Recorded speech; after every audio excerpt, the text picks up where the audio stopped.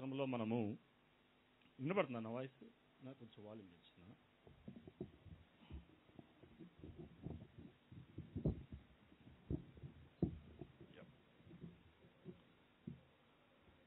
Praise the lord హల్లెలూయా.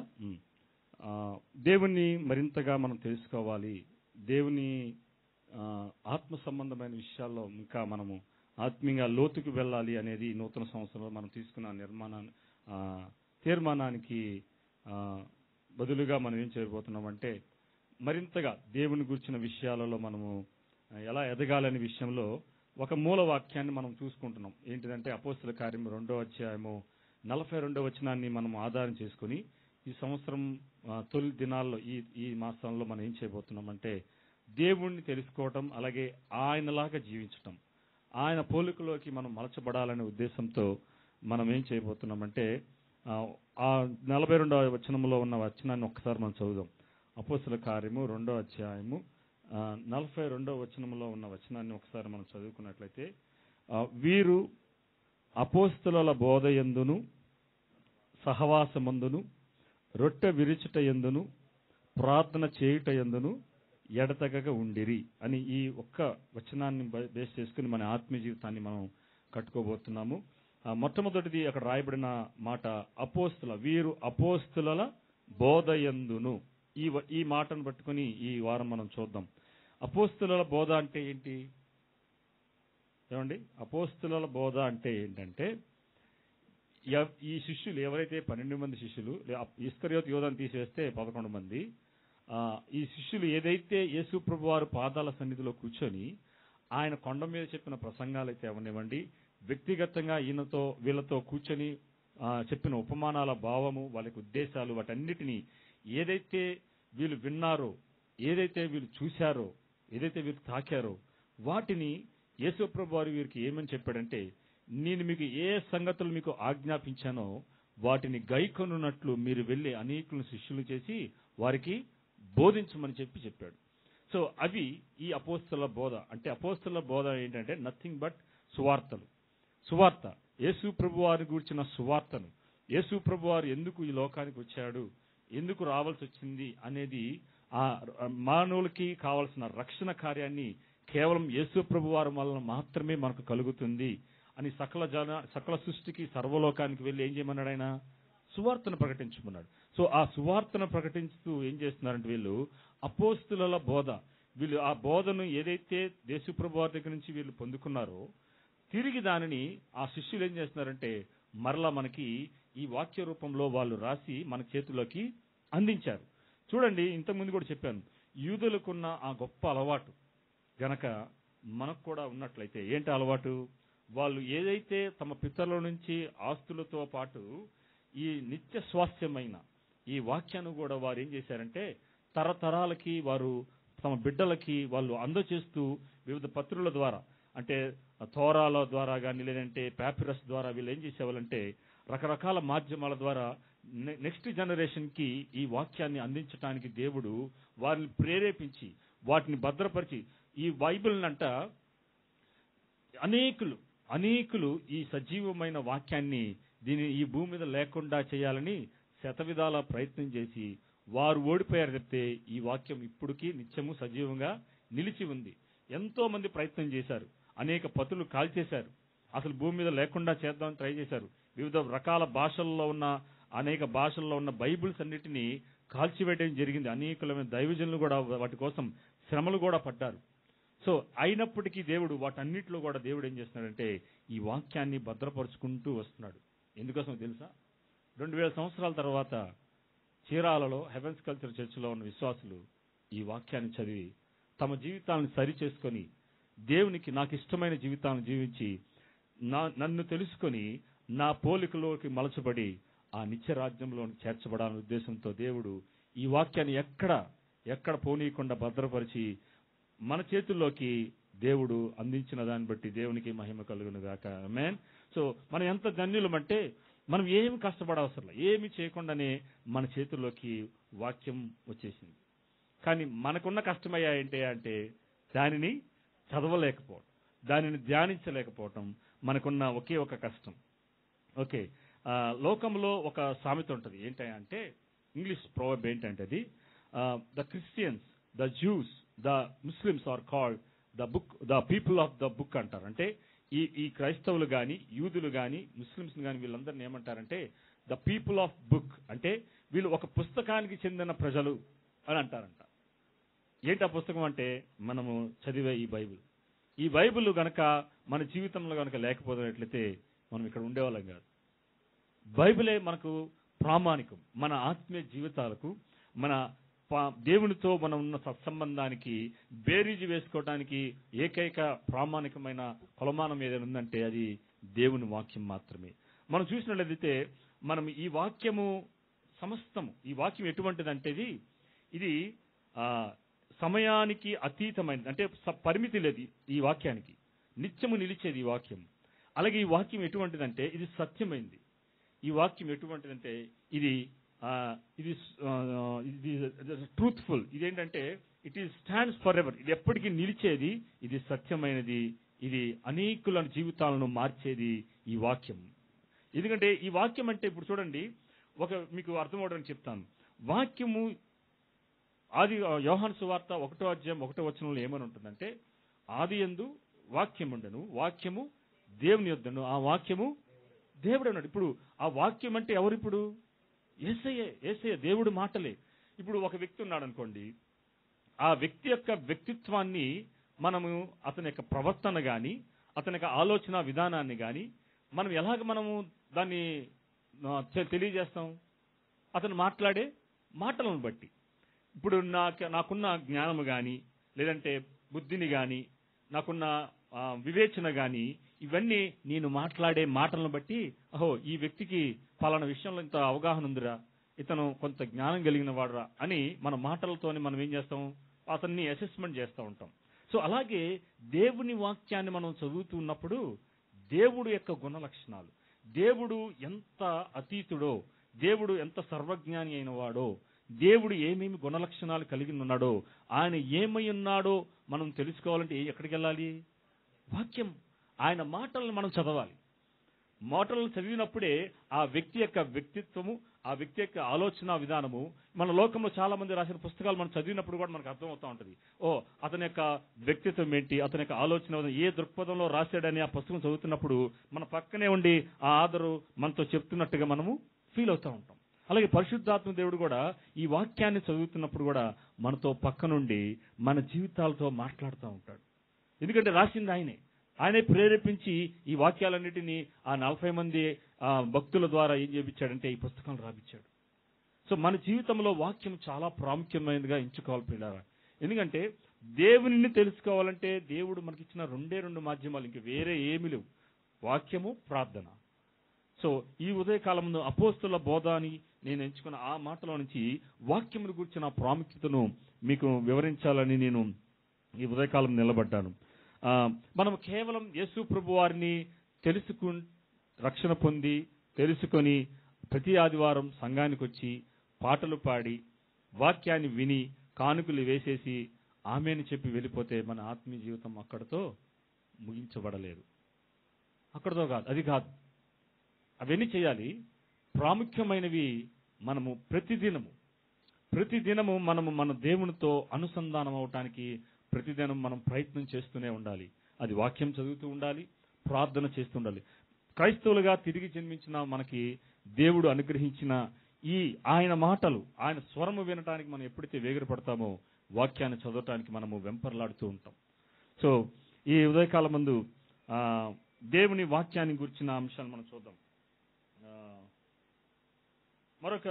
ఇంకో విషయం ఏంటంటే, మనం ఎప్పుడంట మన ఆత్మ సంబంధమైన విషయాలలో మనము ఎక్కడైనా మన జీవితంలో ఎక్కడైనా నిరాశ, ఎక్కడైనా మనము ఆత్మ సంబంధమైన విషయాల మీద మనకు అధిక ఆసక్తి కలగకుండా భక్తి తగ్గిపోతున్నది అనేది మీలో కలుగుతున్నట్లయితే ఒక్కసారి మనం ప్రభు సన్నిధికి వెళ్ళి మన ఆత్మీయ జీవితంలో ఒక్కసారి మనం స్వకీయ పరీక్ష చేసుకుని వాక్యపు వెలుగులో నా జీవితం ఎలా ఉన్నదని మరలా తిరిగి వెళ్ళంట మనము వాక్యంతో దేవుని సన్నిధిలో మనం కూర్చోవాలి. ఎందుకంటే ఈ లోకంలో ఎలా ఉందంటే మన జీవితంలోనికి భక్తిహీనతను చాలా ఈజీగా తీసుకురాగలిగిన మాధ్యమాలు మన చేతుల్లో ఉన్నాయి. సో ఏ విధము చేతనైనా మనల్ని దేవుని సన్నిధిలో నుంచి దూరపరచాలని ఉద్దేశంతో అపవాది రకరకాలుగా శతవిధాలుగా అనేక మాధ్యమాలను వాడుకుంటున్నాడు. దయచేసి ఈ ఉదయకాలం ముందు మనమందరం మెలకువ కలిగి అటువంటి జీవితాన్ని, ఆత్మీయ జీవితాన్ని మనం మరింత పురోగతిలోకి, దేవుణ్ణి తెలుసుకోవాలని ఒక తృష్ణ మీలో ఉన్నట్లయితే ఆశ కలిగిన ప్రాణాన్ని దేవుడు ఖచ్చితంగా తృప్తిపరచగలిగిన దేవుడు, మనం ప్రార్థిస్తున్న దేవుడు. ఆమేన్. సో ఈ ఉదయకాలం ముందు మనం వెళ్దాం. మొదటి యోహాను పత్రిక 1వ అధ్యాయము 1 నుంచి 7 వరకు ఉన్న వచనాలను ఒకసారి నేను చదువుతాను.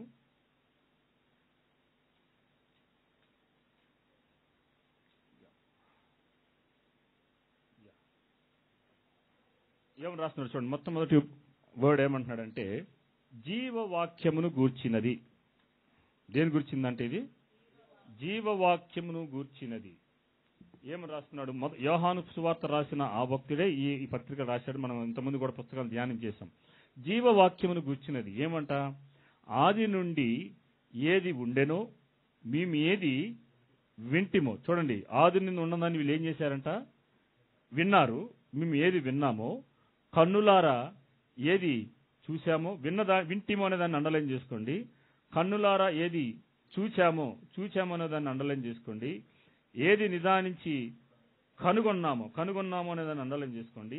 మా చేతులు దేనిని తాకిని అనే దాన్ని అండర్లైన్ చేసుకోండి. దేని తాకి చూచెనో దాన్ని ఏం చేస్తున్నారంటే మనకి తెలియజేస్తున్నారు. చూడండి, వీళ్ళు అనుభవపూర్వకంగా మనకి వాటిని తెలియజేస్తున్నారు.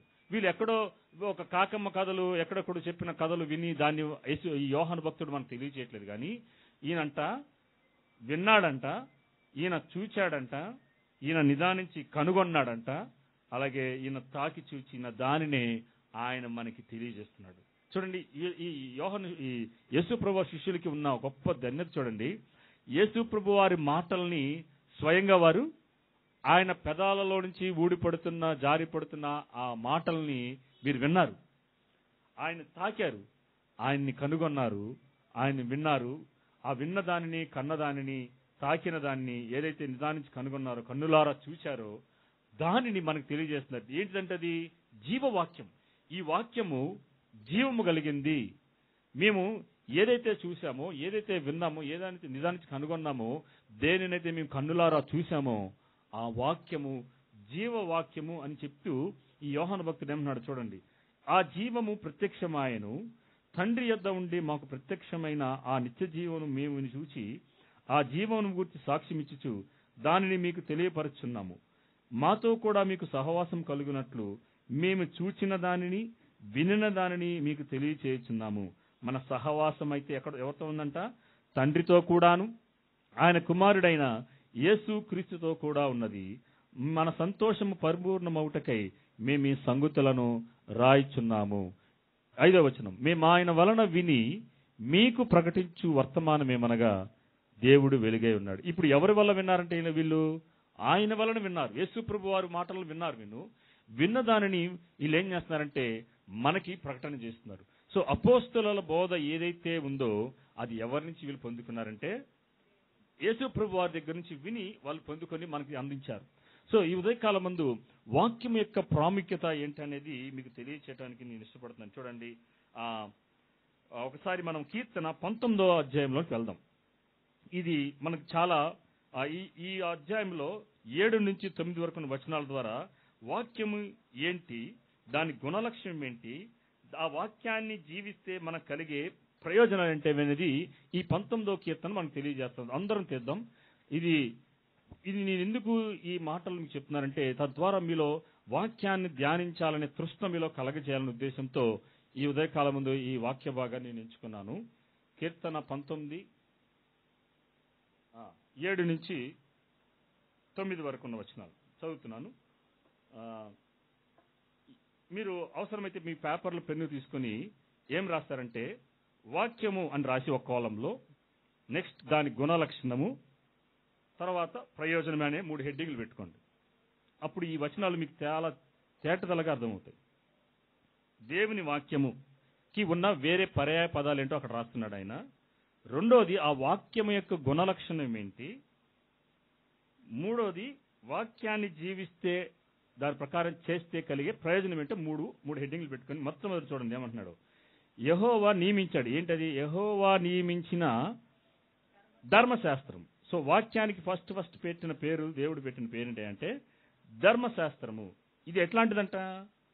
పక్కనే ఉంది, యథార్థమైంది. ధర్మశాస్త్రము యథార్థమైంది. ఇప్పుడు దాని కనుక చేస్తే ఏమైందంట? అది ప్రాణమును తెప్పరిల్ల చేస్తుంది. సో మొదటిది ధర్మశాస్త్రము, దాని పేరు, వాక్యానికి ఉన్న మరో పేరు. ఇది ఎటువంటిదంటే ఇది యథార్థమైంది. దీనిని కనుక మనం జీవించి దాన్ని కనుక అవలంబించామనుకోండి, మన ప్రాణాన్ని ఏం చేసిద్దంటే తెప్పరిల్ల చేస్తుంది. రెండో చూద్దాం. యెహోవా శాసనం అని రాశాడు. వాక్యానికి ఇచ్చిన మరో పేరేంటి అంటే శాసనము. ఇది ఎటువంటిదంట? నమ్మదగినది. సో మొదటిదేమో ధర్మశాస్త్రము, అది యథార్థమైంది, అది ప్రాణాన్ని తప్పరిల్ల చేస్తుంది. రెండోది ఇది శాసనము, ఇది ఏం చేసిద్దంట? ఇది నమ్మదగినది. అది ఏం చేసిద్ది? అది బుద్ధిహీనులకు జ్ఞానమును పుట్టించిద్దంట. చూడండి, రెండో ఆశీర్వాదం మనం దాన్ని కనుక జీవించినట్లయితే ఇది బుద్ధిహీనులకు జ్ఞానాన్ని పుట్టించును. మూడోది యెహోవా ఉపదేశములు అన్నాడు. వాక్యానికి మరో పేరు ఏం పెట్టాడంటే ఉపదేశములు. ఇవి ఎలాంటిదంటది? నిర్దోషమైంది. మొదటిదేమో అది యథార్థమైనది, నమ్మదగినది. మూడోది నిర్దోషమైనది. ఇది చేస్తే మనకు వచ్చే ఆశీర్వాదం ఏంటి అంటే హృదయాన్ని అంట సంతోషపరిచింది. హృదయాన్ని సంతోషపరుస్తుంది. అలాగే యెహోవా ఏర్పరిచిన ధర్మము అన్నాడు. మళ్ళా నాలుగో పదం వాడిందంటే ధర్మము అని వాడాడు. ఈ ధర్మాన్ని గనక ఉన్న గుణలక్షణం ఏంటి అంటే ఇది నిర్మలమైనది. ఇది నిర్మలమైనది. ఇదేం చేసిద్దంట? కన్నులకు వెలుగునిస్తుందంట. చూడండి, నేనేమి ప్రసంగం చేయట్లేదు, అక్కడ రాయబడిన మాటల్ని మీకు తెలియజేస్తున్నా. వాక్యములో రాయబడిన దాన్ని వెతికి తీయటం అంటే ఇదే. సో మనము ఆ ధర్మము నిర్మలమైన దాన్ని గనక మనము ధ్యానం చేస్తే, మనం జీవించినట్లయితే అది మన కన్నులకు వెలిగిస్తుంది. ఈ 4 ఆశీర్వాదాలతో కూడిన మాటలు మొదటగా రాశాడు. ఇప్పుడు 5ది చూడండి ఏం రాస్తున్నాడు. ఇది వాక్యం ఎటువంటిదంటే చూడండి, యెహోవా యందైన భయము అని రాశాడు ఇక్కడ. ఇది భయం అంటే ఏంటంటే ఆయన యందు భయభక్తులు కలిగి ఉండటం, వాక్యం ఆయన మాటలకి భయపడటం అనేది అన్నమాట. భయం అనేది ఇది ఎటువంటిదంటే పవిత్రమైనది. అది ఎలా ఉంటుందంటే అది నిత్యము నిలిచిద్దంట. యెహోవా వాక్యానికి ఇచ్చిన ఇంకో పేరేంటంటే యెహోవా యందైన భయము. అది పవిత్రమైంది, అది నిత్యము నిలిచేది. తర్వాత 6ది యెహోవా న్యాయ విధులు. వాక్యానికి రాయబడిన ఇంకో పేరేం పెట్టాడంటే యెహోవా న్యాయ విధులు సత్యమైనవి, అవి కేవలము న్యాయమైనవి. సో ఈ 6 గుణ లక్షణాలను ఇక్కడ మనకి ఈ కీర్తన ద్వారా మనకి తెలియజేస్తుంది. చూడండి, మొదటిదేమో ధర్మశాస్త్రము, అది యథార్థమైంది, ప్రాణాన్ని తెప్పరిల్ల చేస్తుంది. శాసనము, అది నమ్మదగినది, అది బుద్ధిహీనులకు జ్ఞానం పుట్టించును. మూడోది అది ఉపదేశములు, నిర్దోషమైంది, అవి మన హృదయానికి సంతోషాన్ని ఇస్తుంది. ధర్మము, అది నిర్మలమైనది, అది కన్నులకు వెలుగునిస్తుంది. ఈ వాక్యం ఎటువంటిదయ్యా అంటే యెహోవా భయము మనకి పవిత్రతనిస్తుంది. మన ఆత్మలకు కావలసిన మనలో ఉన్న కల్మషాన్ని వాటన్నిటిని తీసివేసి అది నిత్యము నిలిచేది. అది న్యాయ విధులను గనక అవి సత్యమైనవి, అవి కేవలము న్యాయమైనవి ఈ కీర్తనకారుడు రాస్తున్నాడు. ఈ 4లో మనం ఖచ్చితంగా మన వాక్యాన్ని గనక ఇటు రీతిగా మనం వాక్యాన్ని జీవించి మన జీవితాలకు అన్వయించుకున్నట్లయితే ఈ 4 ఆశీర్వాదాలు ఏంటంటే జ్ఞానాన్ని ఇస్తుందంట, అది మన కన్నులకు వెలుగునిస్తుందంట, మన హృదయానికి సంతోషాన్ని ఇస్తుందంట, మన ప్రాణాలను తెప్పలు చేస్తూ ఉంటది, మన కళ్ళను వెలుగు చేస్తూ ఉంటది. చూడండి ఎంత గొప్ప మాటలను, ఆశీర్వాదాలని దేవుడు తన మాటల్లో ఇమిడ్చి ఉంచాడు. చూడండి, మళ్ళీ కిందకి వెళ్ళండి. ఈ వాక్యం ఎటువంటిదంట? 10వ వచనం ఏమంటున్నాడంటే, ఇవన్నీ చెప్తూ ఏమంటున్నాడంటే 10వ వచనంలో అవి బంగారు కంటను, విస్తారమైన మేలిమి బంగారు కంటను కోరదగినవి, తేనె కంటెను, జుంటె తేనె దారుల కంటను మధురమైనవి అని చెప్తూ 11వ వచనం ఏమంటున్నాడు చూడండి, వాటి వలన నీ సేవకుడు హెచ్చరిక నొందును. రెండోది ఏం చెప్తున్నాడు? వాటిని గైకొనుట వలన గొప్ప లాభములు కలుగును. మనకేమో ఒకవైపు వాక్యం ఏం చేస్తుందంటే హెచ్చరిస్తుంది, అదే ఇంకోవైపు ఏం చేస్తుందంటే వాటిని గైకునే వారికి గొప్ప లాభాన్ని కూడా ఇస్తుందంట. నేను ఎందుకు ఈ వాక్య భాగం ఎంచుకున్నానంటే, తద్వారా మనం రోజు నేను ఇక్కడ రాయబడిన ఇది బంగారు కంటెను విస్తారమైన మేలి బంగారం అనే ప్లేస్లో మీరు ఏమని చదువుదామంటే, మొబైల్ ఫోన్ కన్నను సోషల్ మీడియా కన్నను కోరదగినది అని మనం చదువుకున్నట్లయితే మనము ఎంతో మధురంగా ఉంటుంది ఈ వాక్యం. ఆ వాక్యాన్ని మనం జీవించినట్లయితే అని అంటున్నాడు చూడండి, గై కొనిన ఎడల వాటిని గై కొనుట వలన గొప్ప లాభం కలుగుతుంది. మనం వాక్యాన్ని జీవిస్తే చాలు మన జీవితాల్లో దేవుడు ఆ ఆశీర్వాదాన్ని ఉంచుతాడు. మనం ఎక్కడెక్కడికో మనం పరిగెత్తాల్సిన పని లేదు. మనం దేవుని వాక్యానికి వ్యతిరేకంగా వెళ్తున్నప్పుడు ఈ వాక్యం అంట మనల్ని హెచ్చరిస్తూ ఉంటుంది, మన జీవితాలను సరిచేస్తూ ఉంటుంది. కాబట్టి వాటిని గైకుని వాళ్ళ ఎడల మన జీవితంలో గొప్ప లాభాన్ని దేవుడు మనకు తీసుకొస్తానికి ముందుండే దేవుడు ప్రియులారా. మనము ఎల్లప్పుడూ ఎలా ఉండాలంటే, ఇప్పుడు ఆ క్రైస్తవ లోకంలో ఉన్న గొప్ప ప్రమాదం ఏం జరుగుతుందంటే, చాలా మంది అపవాదితో నడుస్తూ మా జీవితంలో ఎటువంటి శోధనలు లేవు అనుకుంటున్నారు. ఇప్పుడు ఉదాహరణకు చెప్తున్నాను చూడండి. ఇప్పుడు ఒక వ్యక్తి జీవితంలో ఏ శ్రమలు శోధనలు రావట్లేదు అంటే ఎవరితో చేతులు కలుపుకుని వెళ్తున్నట్టు? అపవాదితో చేతులు. అదే మనము అపవాదికి వ్యతిరేకంగా మనము దేవునికి దగ్గరవుతూ ఆత్మ సంబంధమైన విషయాల మీద అధికంగా మనసుంచుతూ ప్రార్థనా జీవితాన్ని అధికంగా కలిగినట్లయితే ఇప్పుడు అపవాదికి మనం ఏమయ్యాం? ఒక థ్రెట్ అయ్యాం. ఇప్పుడు అపవాది ఏం చేస్తాడు? మన జీవితాల్లో శోధనలు శ్రమలు కలగజేయడానికి వాడు ముందుంటా ఉండనమాట. సో మనం గనక ఎటువంటి ఇబ్బంది లేకుండా ఆత్మీయంగా అసలు ఆత్మ సంబంధమైన విషయాలు మనకి ఏమి పట్టనట్టుగా ఉన్నట్లయితే అపవాది మన జోలికి రాడాడు. చక్కగా చేతిలో చేసుకుని మనం కలిసి వెళ్తూ ఉంటాం. ఎప్పుడైతే మనం ఆత్మ సంబంధమైన విషయాల మీద మనసు ఉంచుతామో, అధికంగా ప్రార్థనలో వాక్యాన్ని ధ్యానం చేస్తున్నప్పుడు అప్పుడు ఎక్కడా లేని మనసులో ఆందోళనలు, లేదంటే కుటుంబాల్లో పరిస్థితుల్లో రకరకాలుగా వాడు ఏం చేస్తాడంటే, అప్పుడే చర్చకొద్దామంటే అప్పుడే ఎవరో వస్తారు. ఇటువంటి తీసుకొచ్చి ఏం చేస్తాడంటే మనకి వ్యతిరేకమైనవి చేస్తూ ఉంటాడు. సో అప్పుడే మనము మన ఆత్మీయ జీవితం ఏంటో బయటపడి మనం చాలా జాగ్రత్తగా ఉండాలి. ఎందుకంటే ఎవరిని మృంగుదునా అని అపవాది ఏం చేస్తున్నాడంట? అటు ఇటు గర్జించు సింహం వల్లే తిరుగుతున్నాడంట. వాడికి వ్యతిరేకంగా ఉన్నవారికి, అనుకూలంగా ఉన్న వారికి చూడరాడు. సో మనం చాలా జాగ్రత్తగా ఉండాలి. వాక్యాన్ని మనం ధ్యానించి మన జీవితాల్లో దేవునికి ఇష్టమైనదిగా మనం జీవించాలని దేవుడు కోరుతున్నారు పిల్లరా. సో ఈ వాక్యము ఎటువంటిది అనేది మనం చూద్దాం ఒకసారి. 2 పేతురు రాసిన పత్రిక 1వ అధ్యాయము 19వ వచనం. అది చదవడానికి ముందు ఒక విషయం మీకు చెప్పాలని కోరుతున్నాను. ఏంటంటే వాక్యము ఎటువంటిదంటే దేవుని యొక్క మహిమోన్నతమైన స్థానమును, మహిమోన్నతమైన స్థితిని, ఆయన యొక్క ప్రేమను, కృపను తెలియజేస్తే, అలాగే రెండోది మానవుడు పడిపోయిన ఆ పతనమైన పాపపు దుస్థితిని తెలియజేస్తుంది వాక్యము. అలాగే మూడోది క్రీస్తు ప్రభువారు క్రీస్తునందు ఉన్న ఆ రక్షణ కార్యం ద్వారా మనకు కలిగే ఉన్నతమైన ఆ నిత్య జీవాన్ని కూడా తెలియజేస్తూ ఉంటుంది. ఈ మూడు మనం బైబిల్లో ఏం చదివినా సరే ఈ మూడు కలుగుతూ ఉంటాయి. దేవుని యొక్క మహిమోన్నతమైన స్థానం, ఆయన యొక్క ప్రేమ, ఆయన యొక్క కృప ఎంతో ఉన్నతమైనవో తెలియజేస్తూ ఉంటుంటే, రెండోది మానవుడు తాను పడిపోయిన స్థితిలో, పతన స్థితిలో దేవునికి ఎంత దూరంగా వెళ్ళిపోయి ఎటువంటి ఏ దుస్థితిలో, పాపపు దుస్థితిలో ఉన్నాడని వాక్యం తెలియజేస్తుంది. అలాగే మూడోది ఏం తెలియజేస్తుందంటే, యేసు ప్రభు వారి ద్వారా మానవులకు కలుగుతున్న ఆ రక్షణ కార్యమును ఎవరైతే నమ్మి విశ్వసిస్తారో వారి జీవితాల్లో నిత్య జీవాన్ని ఎలా పొందుకుంటారనేది కూడా ఈ వాక్యం మనకి తెలియజేస్తుంది. సో చదువుదాం. 2 పేతురు 1:19. ఒక్క నిమిషం. 2 పేతురు 1:19. యా, ఇక్కడ ఏమంటున్నాడంటే 2 పేతురు కదా, 1 పేతురు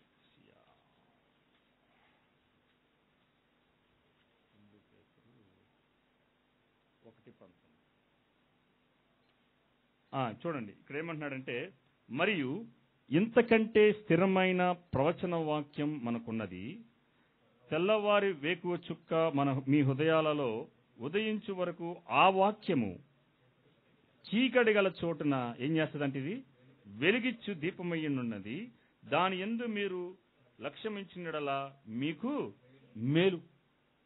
వాక్యాన్ని గనక వాక్యమునందు గనక మనం లక్ష్యం ఇచ్చినడలా మనకంట మేలు కలిగిద్దంట. ఈ వాక్యం ఎటువంటిది? ఈయన ఏమంటున్నాడంటే పేతురు గారు, ఇది స్థిరమైన ప్రవచన వాక్యం. అంటే వాక్యం ఏంటి? వాక్యము దానిలో చంచలత్వం లేదు. అంటే ఒకసారి ఇలా ఉండి ఒకసారి అలా ఉండేది కాదు. వాక్యము స్థిరమైనది. అలాగే ఈ వాక్యం అంట మనకు చీకటి గల చోటున వెలుగిచ్చే ఒక దీపము వంటిది. అందుకని కీర్తనకారుడు ఏమేశాడు? నీ వాక్యమే నా పాదములకు దీపమును, నా త్రోవకు వెలుగునై ఉన్నదని రాశాడు. సో మన జీవితంలో స్థిరమైన వాక్యము, మన జీవితాల్లో మనకు వెలుగునిచ్చే దీపమై ఉన్న ఈ వాక్యాన్ని గనక మనము దాని యందు మనం లక్ష్యం ఉంచినడల మేలంట ఎవరికి మేలు? చదువుతున్న వారికి, దాని గైకొని దాన్ని జీవించే వారికి నీకు నాకు మేలు కలిగిద్దని ఈ పేతురు భక్తుడు రాస్తున్నాడు. సో మన జీవితాల్లో స్థిరమైన వాక్యం, ఈ వాక్యాన్ని మనము జీవించేవారిగా ఉండాలని, చీకటిలో వెలిగిచ్చే దీపమై ఉన్న ఈ వాక్యాన్ని మన జీవితంలో కలిగి ఉండాలి. ఈ వాక్యం ఎటువంటిది కాదో అదే భక్తుడు అదే అధ్యాయం 16వ వచనంలో చూడండి ఏమంటున్నాడు. ఈ వాక్యం ఎటువంటిది కాదు అని చెప్తున్నాడు చూడండి. ఏలయనగా చమత్కారముగా కల్పించిన కథలను అనుసరించి మన ప్రభు అయిన యేసుక్రీస్తు యొక్క తన శక్తిని, ఆయన రాకడను మీకు తెలియపరచలేదు గాని. అంటే ఏంటి అర్థం? వాక్యం ఏంటంట? ఒక కల్పనా కథ కాదు, ఇది కల్పించి ఎవరో రాసింది కాదు. కల్పనా కథలు రాసిన పుస్తకాలు చాలా ఉన్నాయి లోకంలో, చాలా గ్రంథాలు ఉన్నాయి. అవన్నీ వినటానికి కూడా విడ్డూరంగా ఉంటాయి, చాలా విడ్డూరంగా ఉంటాయి. అసలు అలాంటివి జరుగుతాయా అని కూడా. సో వాక్యం ఏంటయా అంటే ఇది చమత్కారముగా కల్పించిన కథ కాదు. అలాగే ఈయన కూడా అంటున్నాడు చూడండి, ఆయన మహాత్మమును మేము కన్నులారా చూచిన వారమై తెలియజేసింది, ఈ నా ప్రియ కుమారుని నేను ఆనందించుతున్నాను అను శబ్దమును మహాదివ్య మహిమ నుండి ఆయన యుద్ధకు వచ్చినప్పుడు తండ్రి అయిన దేవుని వలన 18వ వచనం చూడండి, ఆయనతో కూడా ఉండిన వారమై ఆ శబ్దమును ఆకాశము నుండి వింటిమి అంటున్నాడు. ఈయన కూడా అదే చెప్తున్నాడు. యోహాను భక్తుడు ఏదైతే చెప్పాడో పేతురు భక్తుడు అదే అంటున్నాడు. కన్నులారా చూశాడంట, ఆ శబ్దాన్ని, తండ్రి యొక్క శబ్దాన్ని విన్నారంట, ఈయన తాకి చూచారంట. దానినే మీకు తెలియజేస్తున్నాం. ఈ వాక్యము కల్పన కథ కాదు, ఇది స్థిరమైంది. ఈ వాక్యము చీకటి గల చోట్లలో దీపం వెలిగించే దీపమై ఉన్నది. కావున దీనిని గైకొని వారు, లేదంటే దీని యందు లక్ష్యం ఉంచే వారికి మేలు కలిగిద్ది అంటున్నాడు. చూడండి, ఇన్ని మేలులు, ఇన్ని ఆశీర్వాదాలు ఈ వాక్యాన్ని ధ్యానిస్తే, వాక్యాన్ని జీవిస్తే మనకి దేవుడు ఈ ఆశీర్వాదాలను ఇచ్చాడు. చాలాలో రకరకాల బోధలు కలుగుతున్నాయి ఈ లోకంలో. ప్రాస్పారిటీ థియరీ అని, మీరు గనక దేవునికి ఇస్తే ఇంకా 100 రెట్లు వెనక్కి వస్తుందని. మరి ఇది బైబిల్లో వీళ్ళు ఎక్కడ ఇది అలాగేం చెప్పలేదు. మీరు గనక వాక్యాన్ని గైకొంటే, దాని లక్ష్యం ఇస్తేనే ఏమన్నాడు? మేలుని రాశాడు. ఇందాక 19వ అధ్యాయంలో అక్కడేం చూసాం, కీర్తనలో కూడా అక్కడ మనకి గొప్ప మేలు కలుగుతుంది. మన జీవితాలు మనల్ని బాగు చేయటానికి దేవుడు ఇచ్చిన ఒక మంచి సాధనం ఏదైనా ఉందంటే అది బైబిలే, వాక్యమే. ఇందాక మీకు చెప్పాను, వాక్యం ఎవరంటే, వాక్యం అనేది దేవుని ఆలోచన, దేవుని వ్యక్తిత్వము, ఆయన ఏమై ఉన్నాడో, ఆయన గుణశీలత ఏంటో, ఆయనతో ఉండటానికి మనము ఉండవలసిన గుణ లక్షణాలు మనలో ఏం కలిగి ఉండాలో దాన్ని ఈ వాక్యంలో రాసించాడు. ప్లీజ్ అర్థం చేసుకోనండి. అలాగే 2వ తిమోతి రాసిన పత్రిక 3వ అధ్యాయం 14వ వచనం చూడండి, వాక్యం ఎటువంటిదో చెప్తున్నాడు ఆయన. 2వ తిమోతి, ఈ వచనాలు రాసుకొని ఇంటికి వెళ్ళిన తర్వాత మీరు ధ్యానం చేయవలసిందిగా మిమ్మల్ని మనం చేస్తున్నాను. 2 తిమోతి 3:14. 2 తిమోతి 3:14 చూడండి ఏమంటున్నాడంటే, క్రీస్తు యేసునందుంచవలసిన విశ్వాసము ద్వారా రక్షణార్థమైన జ్ఞానము నీకు కలిగించుటకు శక్తి గల పరిశుద్ధ లేఖనములను. చూడండి, పరిశుద్ధ లేఖనాలు ఎటువంటి అంటే ఇవి క్రీస్తు యేసునందుంచవలసిన విశ్వాసము ద్వారా రక్షణార్థమైన జ్ఞానము నీకు కలిగిస్తుంది. ఇది ఏం చేసిద్ది అంటే, యేసు ప్రభునందు నేను ఎలా విశ్వసించాలో ఆ విశ్వసించడానికి కావాల్సిన రక్షణార్థమైన జ్ఞానాన్ని కలుగజేస్తుందంట ఈ వాక్యం. వాక్యం ఏం చేసిద్దంటే, ఇప్పుడు దాన్ని నమ్మాను, విశ్వసించాను, వాక్యం చెప్పబడింది. ఎప్పుడైతే ఆ వాక్యాన్ని, విత్తబడిన వాక్యాన్ని ఎప్పుడైతే నేను విని దాన్ని చదివానో, నాకు రక్షణను గూర్చిన జ్ఞానాన్ని నాకు కలిగజేసిద్ది. అమ్మో, నా పాపముల కోసం ఎవరు చనిపోయారని ఎవరు చెప్తారు? వాక్యం చెప్పిద్ది. మన అందరి సర్వమానవుల కోసం ఒక్కమారే, అనేకుల కోసం ఒక్కమారే ఆయన శిలువలో రక్తాన్ని చిందించాడని ఈ వాక్యాన్ని చదివితేనే మనకి తెలిసిద్ది. లేదని ఎవరైనా నాలోంటోళ్ళు మీలోంటోళ్ళు చెప్తేనే వారికి తెలిసిద్ది. కాబట్టి రక్షణార్థమైన జ్ఞానము మనకు కలుగు చేయటానికి ఇవ్వబడిన సాధనం ఏదైనా ఉందంటే అదేంటంటే దేవుని వాక్యము, పరిశుద్ధ లేఖము. యేసు విశ్వాసము ద్వారా రక్షణార్థమైన జ్ఞానం మీకు కలిగించుటకు శక్తిగల పరిశుద్ధ లేఖనములను బాల్యము నుండి నీవు ఎరుగుదు కదా అంటున్నాడు. ఓకే, అలాగే 14 వచనం చదివాం కదా. తర్వాత ఇది రక్షణార్థమైన జ్ఞానాన్ని కలగజేస్తుంది. అలాగే మనకు జ్ఞానంతో పాటు రక్షణలో ఎదుగుటానికి కావలసిన వాక్యాన్ని కూడా దేవుడు ఈ వాక్యం ఎటువంటిదంటే మొదటిగా రక్షణార్థమైన జ్ఞానాన్ని కలుగజేస్తుంది. ఇప్పుడు రక్షణ పొందిన తర్వాత మనము ఆ రక్షణ జ్ఞానంలో ఎదుగు నిమిత్తం పరిపక్వతలోనికి ఎదగటానికి కావలసిన ఆ జ్ఞానాన్ని కూడా ఈ వాక్యమే మనకి తెలియజేస్తుంది. సో ఇప్పుడు మనం రక్షణార్థమైన జ్ఞానం రక్షణ పొందాం. ఇప్పుడు దేవుని స్వరూపంలోనికి, తన కుమారుడైన యేసు ప్రభు వారి స్వరూపంలోనికి దినదినం మనం మలచబడటానికి, మనలో ఉన్న లోటుపాట్లను సరి చేయడానికి కూడా ఈ వాక్యం ఏం చేస్తూ ఉంటుంది? రెండంచెల ఖడ్గం వలె మనల్ని సరి చేస్తూ ఉంటుంది. చూద్దాం ఇప్పుడు ఈ వాక్యం ఏం చేస్తుందంటే, అదే 2 తీమోతి రాసిన పత్రిక 3వ అధ్యాయము 16-17 వచనాలు చూద్దాం. 16-17 వచనాలు. ఇక్కడ దైవజనుడు అని ఉంది. దైవజనుడు అంటే ఎవరండి?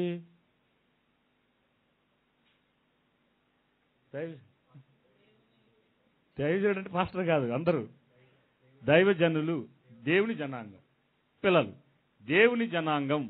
అక్కడ దైవజనుడు అని రాశాడంటే చాలా మంది ఏమనుకుంటారంటే పాస్టర్లు అనుకుంటున్నారు. అది పాస్టర్లు కూడా ఇందులో ఇంక్లూడ్ అవుతారు.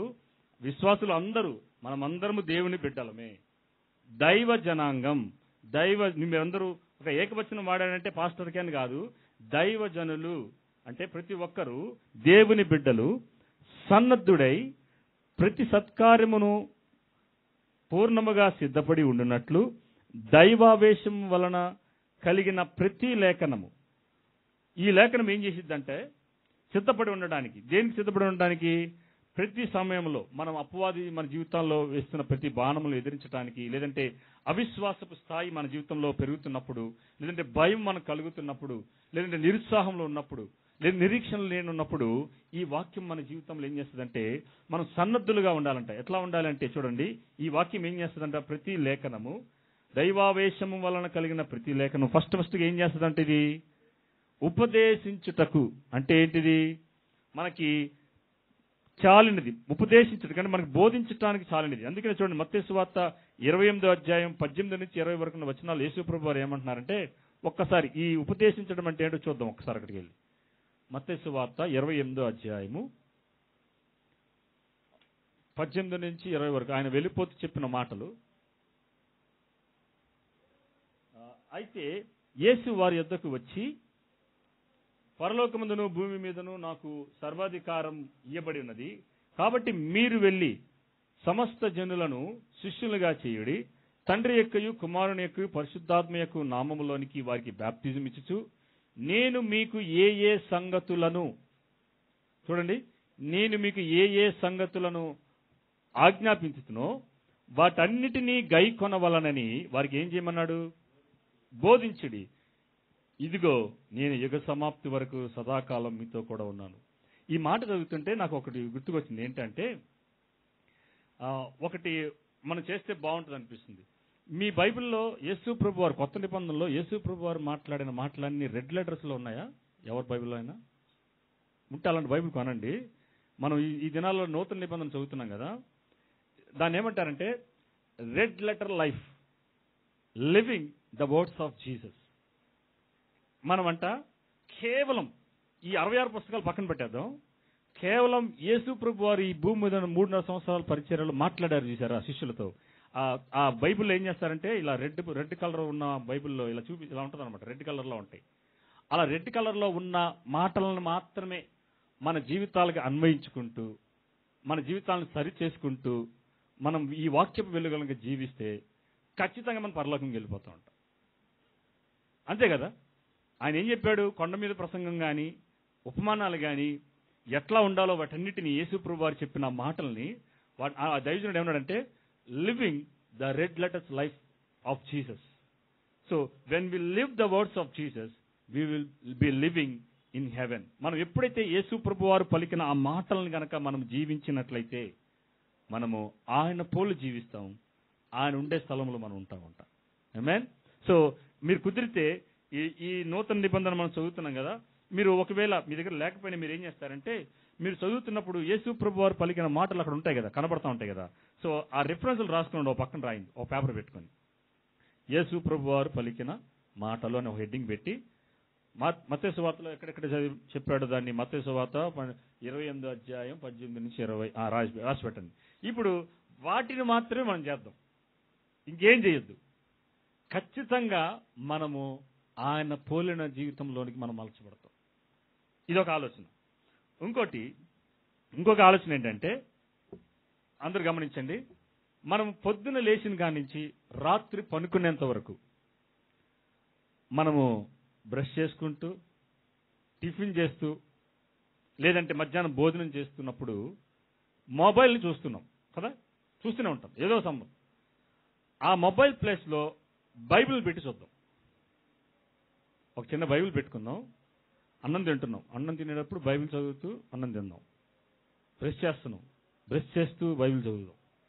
మరి మొబైల్ చూస్తున్నాంగా, దాని ప్లేస్లో ఇది ఉంచుదాం. వాక్యానికి ఇవ్వాల్సిన ప్రథమ స్థానాన్ని దానికి ఇచ్చినప్పుడు ఖచ్చితంగా దేవుడు మన జీవితంలో ఏదో ఖచ్చితంగా తేడా చేస్తాడు. సో ఆ మొబైల్ ఫోన్ని దేనికోసం వాడదామంటే, కేవలం ఫోన్ కాల్స్ వచ్చిన దాన్ని అటెండ్ చేయడానికి, మనకు ఎవరికైతే ఫోన్ చేయడానికి మాత్రం వాడదాం. లేదు ఇక అన్న వాట్సాప్ మరి మినహాయిస్తే ఎలాగన్నా మేము అసలు ఉండలేము అనుకుంటే, కేవలం మనకి ప్రియమైన వారు పంపిస్తారే వారి మెసేజ్లు మాత్రమే చూద్దాం, వారి స్టేటస్లు చూసేసి పక్కన పెడదాం. ఈ ఫోన్ దేనికి వాడదామంటే, కేవలం మా ఇంట్లో ల్యాండ్లైన్ ఫోనే ఉందని అనుకుందాం. కొంతకాలం ల్యాండ్లైన్ ఫోన్ ఉంది, అక్కడ పెట్టి ఫోన్ వచ్చినప్పుడే మాట్లాడదాం. మిగతా సమయంలో ఇప్పుడు ఇంతకుముందు మొబైల్ ఫోన్ మన చేతిలో ఉండేదాని బదులు బైబిల్ పెట్టుకుందాం.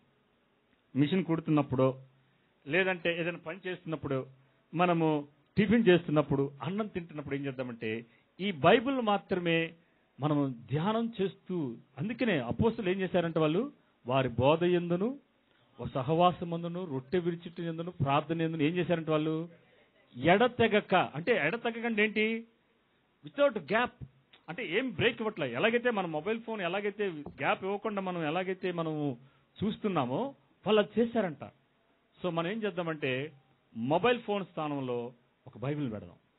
చేద్దాం, అది చూద్దాం. ఎందుకంటే మనము ఆయనను పోలి జీవించాలంటే, ఆయనని మరింతగా ఎరగాలంటే, చీకటిలో వెలుగునిచ్చు దీపమై ఉన్న ఈ వాక్యాన్ని మనకు శ్రేష్టమైన ఆశీర్వాదాలను కలగజేయగలిగిన శక్తి కలిగిన ఇది కల్పిత కథలు కాదు, కల్పనా కథలు కాదని నమ్ముతున్న ప్రతి ఒక్కరు ఏం చేస్తారంటే, ఈ వాక్యాన్ని ఖచ్చితంగా వారి జీవితాలను సరి చేసుకోవడానికి అనుదినము అనుక్షణము ఎడతెగక మానక ఈ వాక్యాన్ని ధ్యానించేవారుగా ఉంటారు. ఆమేన్, హల్లెలూయా. సో కాబట్టి మనం అందరికన్నా వ్యత్యాసంగా మనం ఉండాలి.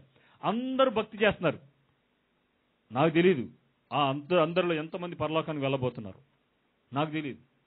కానీ ఆ అందరిలో కొందరైన ప్రత్యేకంగా ఆయన ముఖ దర్శనాన్ని, ఆయన సన్నిధిని, ఆయనను తెలుసుకోవాలని, ఆయన మోషే వలె, దావీదు వలె, కోరహ కుమారుల వలె నేను నీ మందిరావరణంలో ఉండాలి, ఎలాగైనా నిన్ను చూడాలి, ఎలాగైనా నిన్ను పొందుకోవాలి, ఏ విధము చేతనైనాను క్రీస్తును సంపాదించుకోవాలనే కక్షతో మనం ఏం చేయాలంటే, నేను కక్ష అన్న మాట ఎందుకు పడుతుందంటే, మనం అది పెంచుకున్నప్పుడు, ఆ తృష్ణను మనం పెంచుకున్నప్పుడు ఏం చేస్తామంటే, మనము ఓపికతో దీన్ని చదువుతాం. ఏ విధము చేతనైనా నా క్రీస్తును సంపాదించుకోవాలి, అందుకు సమస్తాన్ని నేను చెత్తగాను నష్టముగాను పెంటగాను ఎంచుకొని క్రీస్తుతో ఉండుట భాగ్యము నేను దేనినైనా విడిచిపెట్టడానికి అటువంటి తీర్మానం మనం చేసుకుందాం. ప్లీజ్, మనము చెయ్యవలసినవి చేయనప్పుడు మనం పొందుకోవాల్సింది మనం పొందుకోలేం. అదొక నియమం. Let us do the things what we have to do. మనం చేయవలసింది మనం మొదట చేసినప్పుడు మన ఆశీర్వాదాలు మన చేతిలోనే ఉన్నాయి. వాక్యాన్ని ధ్యానం చేద్దాం, వాక్యాన్ని మరింత లోతుగా చదువుదాం. ఓకే, ఆ 2 తిమోతిలోకి వెళ్దాం. మొదటిది, ఉపదేశించడానికి ఈ వాక్యము మన జీవితాలని వాక్యము ఉన్న గుణ లక్షణాన్ని చెప్తుంది. మొదటిది, అది ఉపదేశిస్తుందంట. ఇలా ఉండండి, మీరు అలా చెయ్యండి, అలా జీవించండి అని ఈ వాక్యం చెప్తుంది. రెండోది ఏం చెప్తుందంటే, ఖండించుటకు, అది ఖండిస్తుందంట. ఏంటి ఖండించేది? మన ప్రవర్తన సరిగా బాగలేదు అనుకోండి, వాక్యానికి వ్యతిరేకంగా ఉన్నప్పుడు మన జీవితాలను అది ఖండిస్తూ ఉంటుంది.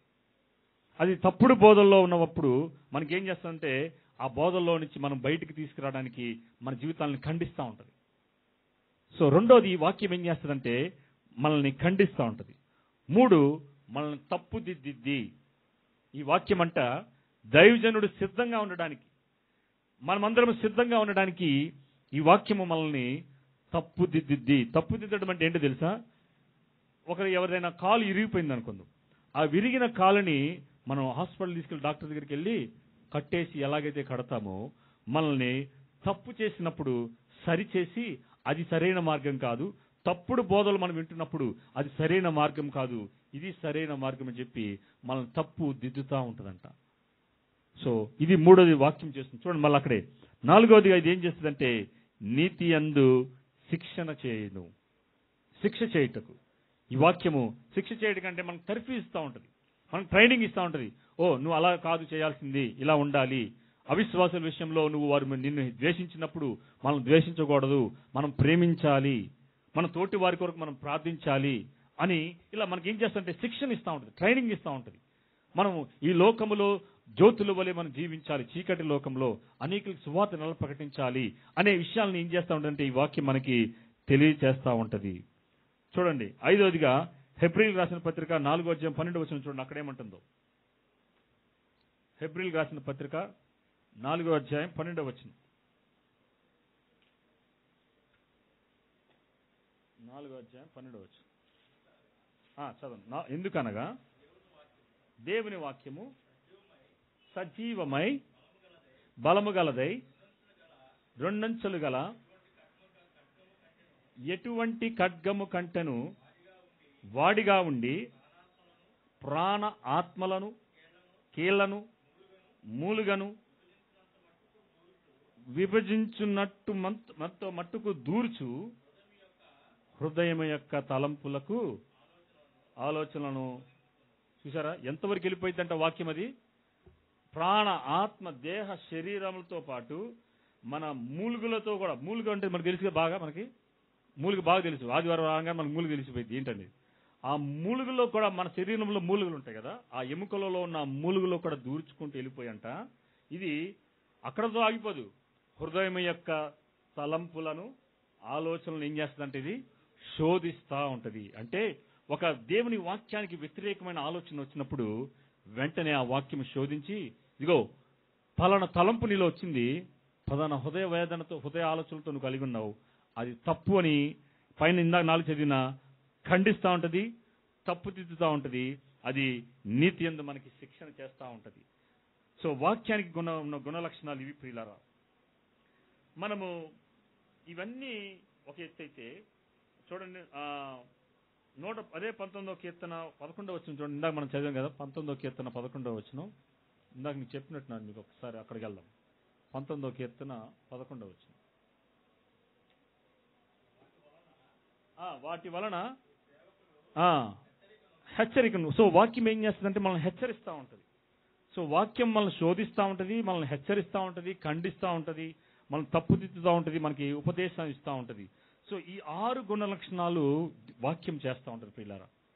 ఎందుకంటే దైవజనుడు సిద్ధముగా ఉండాలి. సిద్ధపాటు దేనికో తెలుసా? ఆయన రాకడ కొరకు, ఆయన సన్నిధిలో ఎత్తబడరు. ఇందాక నేను ఒకటి చెప్పడం మర్చిపోయాను. మత్తయి సువార్త 28వ అధ్యాయం 20వ వచనంలో ఒక మాట అన్నాడు అక్కడ యేసు ప్రభువారు. ఏమన్నాడు చూడండి ఒకసారి, అది ఇప్పుడు గుర్తుకొచ్చింది. మత్తయి సువార్త 28వ అధ్యాయము 20వ వచనంలో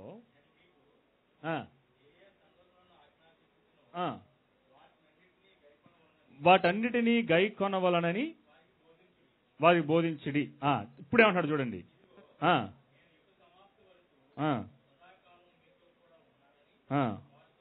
వారితో చెప్పును. అంటే ఇట్లా చెయ్యాలని వారికి చెప్పండి, బోధించండి. ఎందుకంటే నేను చూస్తూ ఉంటాను మీరు చేస్తున్నాను లేదో, మీతో కూడా ఉంటాను సదాకాలము, యుగ సమాప్తి వరకు మీతో కూడా సదాకాలం మీద ఉన్నాను. వాటిని ఆజ్ఞాపించిన వాటన్నిటిని గై కొనాలని వారికి బోధించండి. అలా చెప్తున్నారో నేను చూస్తాను, అలా వారు గైకుంటున్నారో లేదో కూడా నేను చూస్తూ ఉంటున్నాను. ఎందుకు తెలుసా? యుగ సమాప్తి వరకు మనతో కూడా ఉంటానన్నాడు. ఆయన ఆత్మ ద్వారా మనలో ఉన్నాడు, మనతో కూడా ఉన్నాడు. ఇప్పుడు అలా మనం బోధించిన దాని ప్రకారం గైకొని మనం జీవిస్తున్నాం లేదని కూడా ఆయన చూస్తూనే ఉన్నాడు, మనతో కూడా ఉండి. ఆమేన్. ఈ వాక్యము ద్వారా మన జీవితాల్లో అలా జీవిస్తున్నాం లేదని ఆయన మనతో మాట్లాడుతూ ఉంటాడు, మనతో కూడా ఉన్నాడు. ఈ వాక్యం ఎవరు? ఆయనే. సో ఆయనను ధ్యానం చేస్తున్నప్పుడు ఆయనను గూర్చిన విషయాలు బయలుపడతాయి. మనల్ని గూర్చిన విషయాలు, మనలో ఉన్న బలహీనతలు ఈ వాక్యం సరిచేస్తూ ఉంటుంది, ఖండిస్తూ ఉంటుంది, ఉపదేశిస్తూ ఉంటుంది, తప్పుదిద్దుతూ ఉంటుంది, హెచ్చరిస్తూ ఉంటుంది. అలాగే చివరికి మన హృదయ యొక్క తలంపులను అది శోధిస్తూ ఉంటుంది. ఇవి ఈ గుణ లక్షణాలు కలిగిన వాక్యాన్ని, అలాగే ఇందాక మనము 19వ కీర్తనలో చదివిన ఆ 4 ఆశీర్వాదాలని దేవుడు ఖచ్చితంగా మన హృదయ ఆలోచనలన్నిటినీ ఎరిగిన దేవుడు ఖచ్చితంగా వాడి జీవితంలో, మన జీవితంలో నెరవేర్చడానికి ఇష్టపడే దేవుడు పిల్లారా. సో 19వ కీర్తనలో మనం ఇందాక చదివిన 19:11 రాయబడినట్టుగా వాటిని గైకొనటం వల్ల మనకి గొప్ప లాభములు కలుగుతాయి. గైకునే వారికి లాభాలు కలగచేయడానికి, దేవుడు మేలు కలగచేయడానికి మన జీవితాల్లో ఆయన ఎల్లప్పుడూ ఆతురతో ఉండే దేవుడే గాని వెనకాడే దేవుడు కాదని మీరు గమనించాలని మనం చేస్తున్నాను. ఒకసారి 119వ కీర్తన 18వ వచనం చూడండి ఒకసారి. 119వ కీర్తన 18వ వచనం.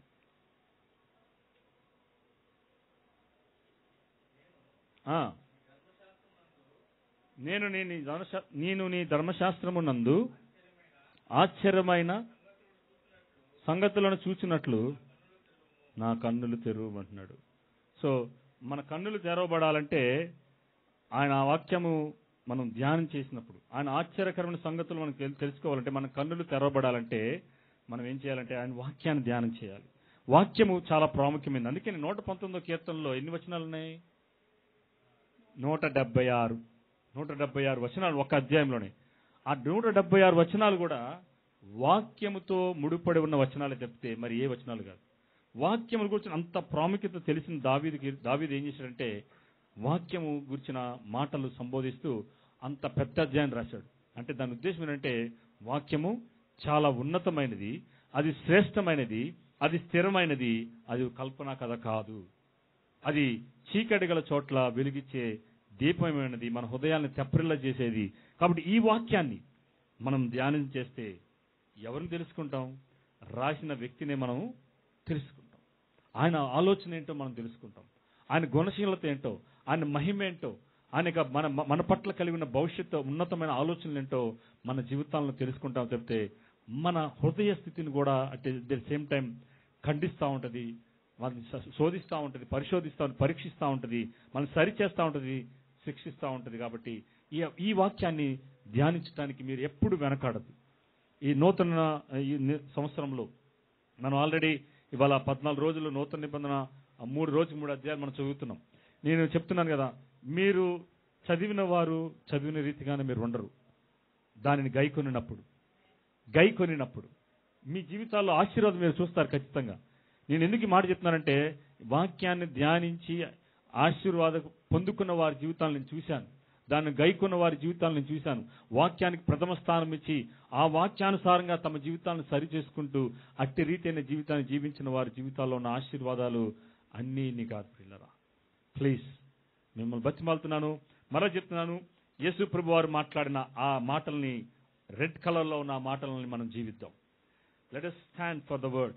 మనం దేవుని వాక్యాన్ని కనుక మనం జీవించినట్లయితే మన జీవితాలు అనేకులకు వెలుగుగాను, అనేకులకు ఆశీర్వాదకరంగాను ఉంచగలిగిన దేవుడు.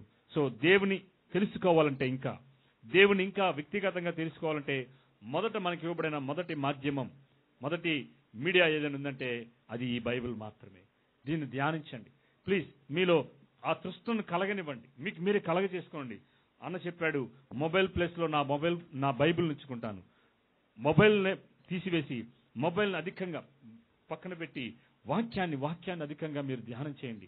ఒక అధ్యాయం చదవండి, ఆ ఒక్క అధ్యాయాన్ని రోజంతా దాన్నే ధ్యానం చేస్తూ ఉండండి. దానిని పదే పదే మీరు చదవండి.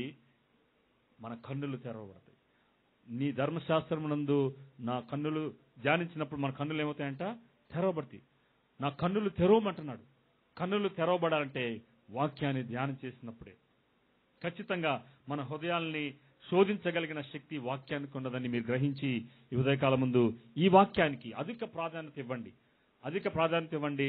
అలాగే యేసు ప్రభు వారు చెప్పిన ఆ మాటలను మీరు ఖచ్చితంగా తూచా తప్పకుండా మనము జీవించటానికి మన వంతు ప్రయత్నం చేద్దాం. పరిశుద్ధాత్మ దేవుడు కూడా మనకి సహాయం చేయడానికి ఎల్లవేళలా సిద్ధంగా ఉన్నాడని ప్రభుపేట మీకు మనవి చేస్తున్నాను. మనం అందరం తల వంచుకొని మనం ప్రార్థన చేసుకుందాం.